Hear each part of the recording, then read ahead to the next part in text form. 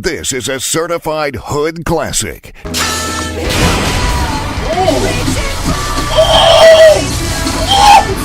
giving it to this nigga! Oh my god! You see that combo there?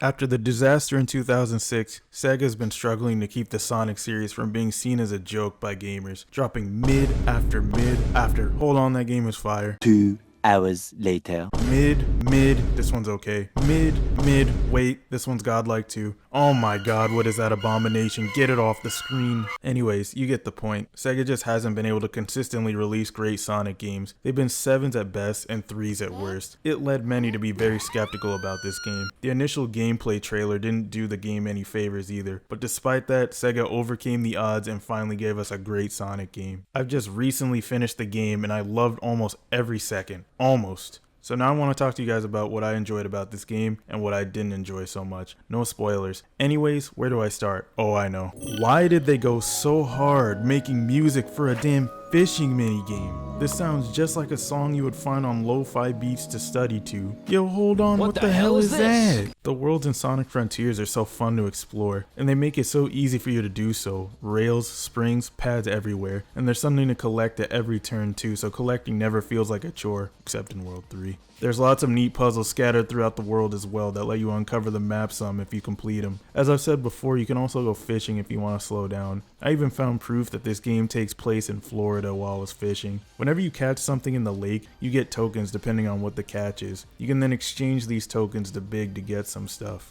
A couple of the collectibles you can get are called Seeds of Power or Defense. You can find these scattered throughout the world with some other collectibles. You can take these and bring them to an elder in the world to increase your attack and defense. That's right, Sonic's got stats now. 4 as a matter of fact: attack, defense, speed, and ring capacity. Yes, Sonic can go even faster. So how do we boost speed and ring capacity? Well, you see, there's these tiny things called Cocos scattered throughout the world that you can find. Return them to the Elder and they can boost your ring capacity and speed. Don't worry about having to find them all though. If you want some quickly, you can buy them from Big. Huh? Big, why are you selling children? Did they hold Froggy hostage or something? In my opinion, you should just focus on speed. I think ring capacity should be increased if you're struggling a lot against a boss, but 400 in my opinion is more than enough. Boosting your ring capacity is also counterproductive because when you have max rings, you get a faster boost, but having a higher capacity makes it harder to get that boost. Where would the fun be if stats were all Sonic had? These flashy moves you see here, they're part of a skill tree. That's right, Sonic has a freaking skill tree. This can't be a Sonic game, right?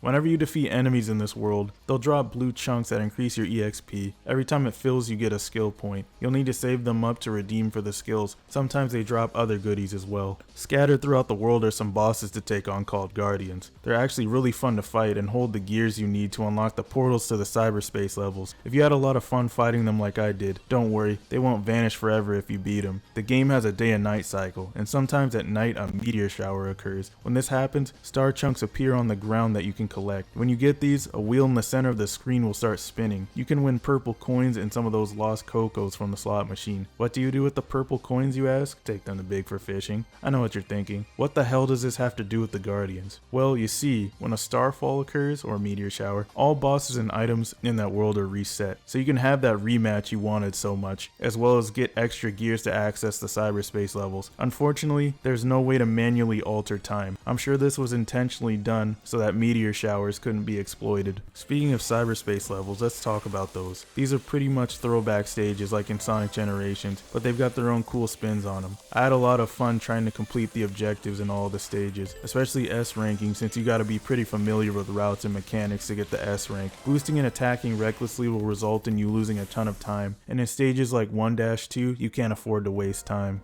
Once you complete certain objectives in those cyberspace levels, you'll get a key. These keys go to a vault that hold a Chaos Emerald. Even the process of obtaining some of the emeralds is pretty fun since you get to navigate some crazy parts of the world to get to them. If you're struggling to get keys to open the vault, you can always just buy keys from Big for tokens. One of my favorite things about this game is how fast travel is done. There are certain locations you can fast travel to after meeting certain conditions, but the main way you're going to get around is through ancient rails. See, whenever you complete a mini game or challenge, rails will also appear around the area. They help you get around much faster, so make sure you beat those challenges. Next, let's talk about the soundtrack. What the hell are you guys doing? This game has been out for 3 days and the soundtrack's not on YouTube yet. Pen, let's get to work! In my opinion, this game nails the fun factor to a T. Bosses are fun to fight, collecting things doesn't feel like a chore, and when it does, you can fish to bypass it. Figuring out how to clear the objectives in the cyberspace levels is fun to me. The story isn't phenomenal by any means, but is exciting enough to keep me engaged. There's just so much fun to be had. I can see myself just aimlessly running around this world for a bit because of how they're made. Even World 3 as much as I dislike it, and in my opinion, that's peak Sonic gameplay.